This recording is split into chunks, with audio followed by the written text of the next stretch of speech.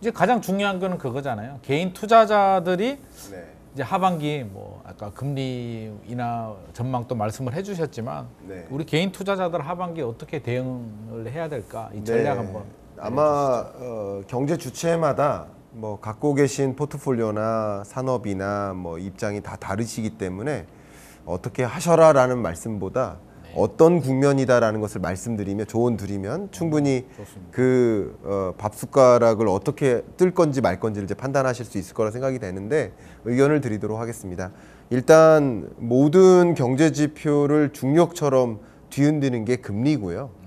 금리는 어떤 제가 24년 매년 경제 전망서를 쓰잖아요. 네네. 근데 24년 경제 전망서에 앞에 있는 수식어가 원래 스태그플레이션 24년 경제 전망이에요. 근데 원래 1년 전에 이 책 제목을 정할 때 저는 이거 말고 이걸 하고 싶다라고 했었는데 너무 어렵다고 그 출판사가 바꿨어요. 그게 원래 차용하려고 했던 단어가 피벗입니다. 피벗. 피벗? 예, 피벗. 24년 하반기는 어렵죠. 근데 24년 하반기는 그냥 피벗의 시대다 이렇게 보시면 좋아요. 그러니까 유로존 금리 인하. 그러니까 피벗이 뭐냐면 네. 예, 농구할 때 네네. 한쪽 다리를 고정하고 이렇게 공을 피하는 걸 피벗이라고 하죠. 그 피벗. 이게 금리를 인상만 하다가 네. 이제 인하로 전환된다는 걸 피벗이라고 하죠. 그래서 피벗의 시대는 긴축의 시대에서 완화의 시대로 점차 전환되는 전환기를 뜻하는데요. 유로존, 뭐 캐나다 시작했고 스위스, 스웨덴 뭐 뿐만 아니라 중남미나 각종 뭐 유러피언 국가들 다 금리 인하를 이제 시작했습니다. 이제 미국도 연내에 한 차례일지 뭐 두 차례일지는 의견이 분분할 수 있지만 연내 금리 인하 한다는 것, 또 한국은행도 금리 인하를 수순으로 가져간다는 것은 여러분 다 이해하고 계신 겁니다. 그러니까 이게 금리의 인상이었던 긴축의 시대에서 완화의 시대로 점차 전환되는 전환기라는 것을 유념하셨으면 좋겠고요. 미국의 금리 인하와 함께 이제 슈퍼 강달러의 기조는 점차 수그러들 것이다라고 볼 수 있겠고, 그렇다고 해서 미국이 강한 금리 인하를 한다기보다는 금리 인하가 아니라 금리 정상화로 개념하시는 게 더 좋아요. 그러니까 너무나 높은 금리가 아니라 중립금리 약 3.5%를 향해 정상화 시키겠다. 천천히 점진적으로. 그러니까 강달러의 약세화가 강하게 나타나지는 않고요. 여전히 강달러겠지만 슈퍼 강달러가 아닌 조금 약세화가 진전된다. 이렇게 의견을 드리고요. 금리의 하향 안정화, 환율의 하향 안정화를 예상해 볼 수 있고, 이런 흐름은 점진적으로 부동산 시장의 움직임도 강보합의 흐름으로 유도할 것이라고 보고 있고요. 이런 흐름을 보시면 내가 외환을 갖고 있어야 되나? 아니면 원화를 갖고 있어야 되나? 아니면 이런 금리의 정상화 기조 속에 주식시장은 나름 긍정적인 기운이 더 들겠죠. 그리고 이제 부동산 시장 이런 흐름을 말씀드렸습니다. 이 흐름 속에 여러분 이제 의사결정을 하시면 되는 거고요. 한 가지 의견, 굉장히 중요한 거죠. 금리 인하가 시작되면 주가 폭락하는 거 아닙니까? 이런 질문을 하세요. 주가가 폭락한다고요? 예, 금리를 인하한다는 것은 그러면 주가 폭락이 같이 만나는 거 아닙니까? 라는 질문을 많이들 하시는데 그 질문에 대해서는 꼭 답변을 드리고 싶어요.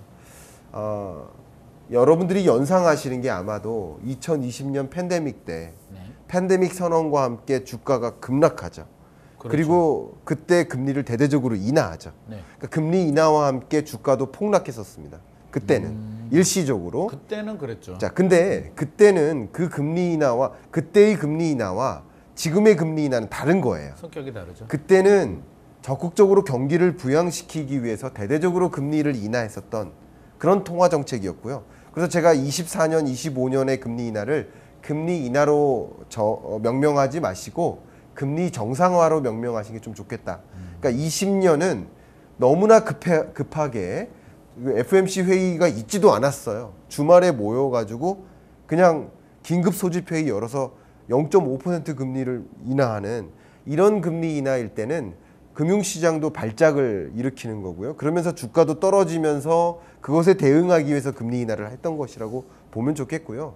24년의 금리 인하는 이 정도 금리는 너무 높은 거야. 물가는 이제 잡히고 있으니 안정적으로 금리를 인하해야 되겠다. 이런 금리 정상화의 흐름이니까 주가가 대대적으로 조정되는 것이 아니라 경기도 뒷받침되면서 기업들의 실적도 뒷받침되면서 금리의 정상화까지 연출된다면 주가의 대대적인 조정까지 있지는 않을 것이다. 그러니까 이게 금리 인하와 함께 주가가 대대적으로 조정이 있을 것이다라는 생각을 하시는 그런 공식을 갖고 계신 분들은 아마도 2020년에 기대어서 생각하시는 것 같은데 그런 생각은 좀 적절치 않아 보인다. 저의 의견은 그렇다. 이렇게 의견을 드리겠습니다. 2020년엔 상황은 그거잖아요. 뭐 금리가 내려서 주가가 떨어졌다라기보다는 뭐 워낙 충격이 오니까 그 영향으로 금리도 내리고 주가도 떨어진 거고 지금은 좀 상황이 다른 것 같고 저는 금리 정상화라는 표현이 정말 마음에 들어요.